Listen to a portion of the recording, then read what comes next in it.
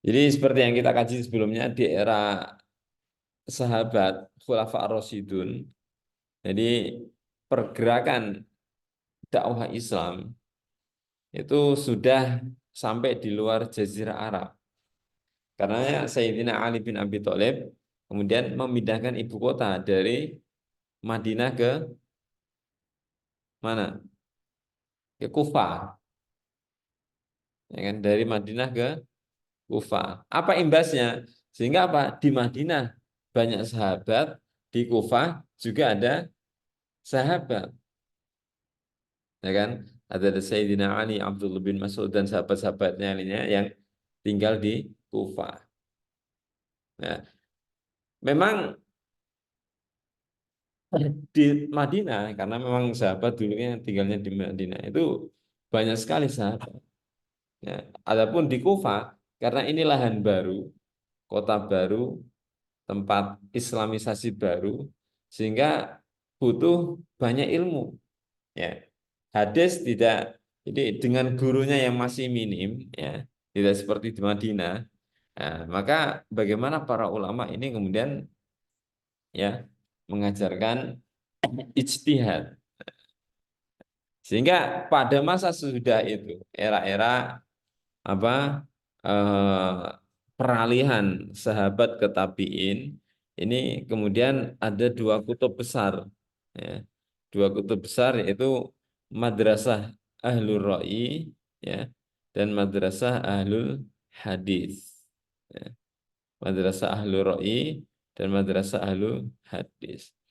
Nah, ahlul ra'i ini yang penting ya. Ini dalam hukum Islam terutama.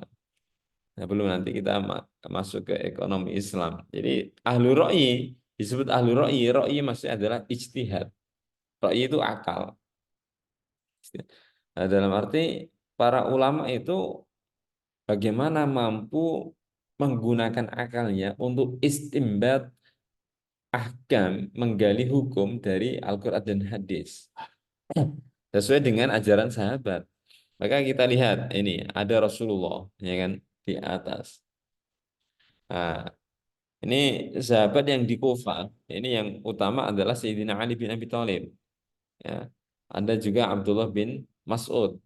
Ini sahabat yang ngajar, ngajar ngaji di Kufah. Apalagi Sayyidina Ali itu adalah pemimpin kan, khulafa. Dan khulafa saat itu adalah dia sebagai pemimpin, umara, sekaligus sebagai ulama. Ya. Khulafa Ar-Rasyidun itu adalah pemimpin, dalam dirinya adalah seorang pemimpin juga sebagai seorang ulama yang saat ini sangat jarang gitu ya. Nah, Ali bin Abi Thalib, nah ini nanti banyak muridnya. Salah satunya adalah ada Aswad bin Yazid An-Nakhi, Masruq bin Ajda' Al-Hamadani, kemudian Alqamah bin Qais An-Nakhi, Shuraih Al-Kindi, ini yang dikenal Shuraih Al-Qadhi gitu ya. Nah, dari sini kemudian ini adalah apa murid-muridnya sahabat yang di Kufah. Nah, kemudian mereka punya murid, salah satunya yang dikenal yang saya katakan Amir bin Surahbil bin Syarahil Asy'abi dan Ibrahim An-Nakhi. Nah, ini yang apa muridnya para ulama ini. Nah, disinilah muncul salah satu guru yang terkenal adalah Hamad bin Sulaiman yang menjadi guru utama Imam Abu Hanifah. Nah, jadi sebelum munculnya Imam Abu Hanifah, jadi ada madrasah Ahlul Ra'yi. Jadi Ahlul Ra'yi itu bukan kemudian mereka hanya berpegang pada akal logika saja, tetapi mereka adalah ulama-ulama yang juga terhubung dengan sahabat yang mempelajari Al-Quran dan hadis, tetapi kemampuan mereka dalam berijtihad atau istimbat ya, dari Al-Quran hadis ini mampu menjadikan satu dalil untuk 100 masalah. Jadi satu dalil untuk 100 istidlal. Dalil satu tapi untuk bisa dalil 100. Ini kehebatannya ulama ahli ro'i. Nah, dari Hamad ini muncul murid istimewanya adalah Abu Hanifah. Nah, pada masa ini ya, pada masa Umayyah memang untuk literasi menulis itu masih kurang. Baru ada nanti ketika eranya pas 100 tahun, yaitu eranya Umar bin Abdul Aziz. Ya, pemimpin keberapa itu? 7 atau ke-9. Jadi pada masa inilah eh, ada dorongan untuk menulis. Apa yang ditulis? Hadis. Dimulai oleh Al-Imam Syihabuddin Az-Zuhri. Nah, Zuhri ini eh, adalah orang eh, Madinah, ya. Sehingga dia madhabnya adalah madhab ahlu hadis. Jadi di era Umayyah itu ada dua madrasah besar sebelum nanti lahirnya madhab-madhab, yaitu madrasah ahlul Ra'i di Kufah dan madrasah ahlul hadis di Madinah. Nah, kita lihat penyebaran kalau sahabat kan masih banyak tuh di Madinah. Kita lihat contohnya. Nah, ini ada murid-muridnya ini ya. Ini murid-muridnya. Ya. Murid-muridnya ini ya, salah satunya ada Said bin Musayyab. Ya.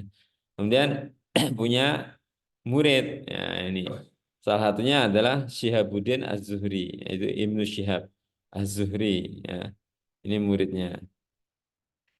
Ya. Ini eh, ini kok wafat ini mungkin 124.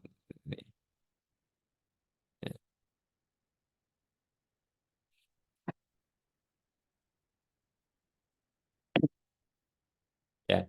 Jadi ini apa murid-murid para sahabat. Nah, begitu juga Ibnu Syihab ini adalah murid semasa dengan Nafi'. Nafi' ini adalah abdi dalam eh, Abdullah bin Umar. Ini, ya, Abdullah bin Umar. Ini murid-muridnya sahabat. Nah, dari sini kemudian ya ada ulama-ulama sesudahnya Yahya bin Yahya Al-Laits. Ini ulama dari jadi muridnya Imam Malik ini. Ya, Imam Malik Yahya bin Yahya Al-Laits yang berasal dari Spanyol. Ya. Nah, ini madrasah Alul Hadis ya, Alul Hadis. Karena banyak para sahabat yang tinggal di sana sehingga banyak para rawi, para tabi'in yang meriwayatkan hadis dari sahabat. Jadi tidak banyak berijtihad, ya, tidak banyak berijtihad. Tapi tidak menafikan antar ulama ini yang ada di Kufah juga belajar kepada ulama ini juga belajar kepada ulama Kufah. Jadi saling berhubungan. Nah, tapi saat itu yang muncul adalah madrasah ahlul hadis dan ahlur ra'yi. Nah, dari sinilah kalau nanti ketika era Umayyah berakhir itu nanti ya, di ahlul hadis ada Imam Malik, ya, muridnya Nafi', muridnya Ibnu Syihab Az-Zuhri, ya. Di ahlul ra'yi ada Imam Abu Hanifah. Jadi ada ahlul hadis, ada ahlul ra'yi. Nah, ini kemudian dipertemukan oleh Imam Syafi'i. Imam Syafi'i pertama belajar ke Imam Malik, setelah sudah belajar banyak, dia belajar kepada Imam Muhammad Syaibani yang merupakan muridnya Imam Abu Hanifah dan Abu Yusuf. Jadi kemudian dia menggabungkan antara ahlul hadis, pemikiran ahlul hadis dan ahlul ra'i, digabungkan Imam Syafi'i menjadi pemikiran ya, ini ya, moderat gitu ya, moderat. Maka madhab Malik, ada madhab Syafi'i, Maliki, Hanafi. Imam Ahmad ngambil dari Imam Syafi'i. Ya. Nah, maksudnya di era Umayyah itu, ya, di era Umayyah itu ada dua kutub tadi, madrasah ahlul hadis dan madrasah ahlul Ra'i sebelum nanti lahirnya madhab-madhab di era-era Abbasiyah. Nah ini, itu kenapa kok kita pelajari itu? Nah, tujuannya adalah kita tahu bagaimana perkembangan madhab-madhab di dalam Islam. Ya. Ini makanya ini pemikiran peradaban itu adalah lebih seperti tarikh tasyrik, ya. Tarikh tasyrik Islami. Bagaimana sejarah pembentukan hukum Islam. Nah, itu dari sisi apa hukum Islamnya.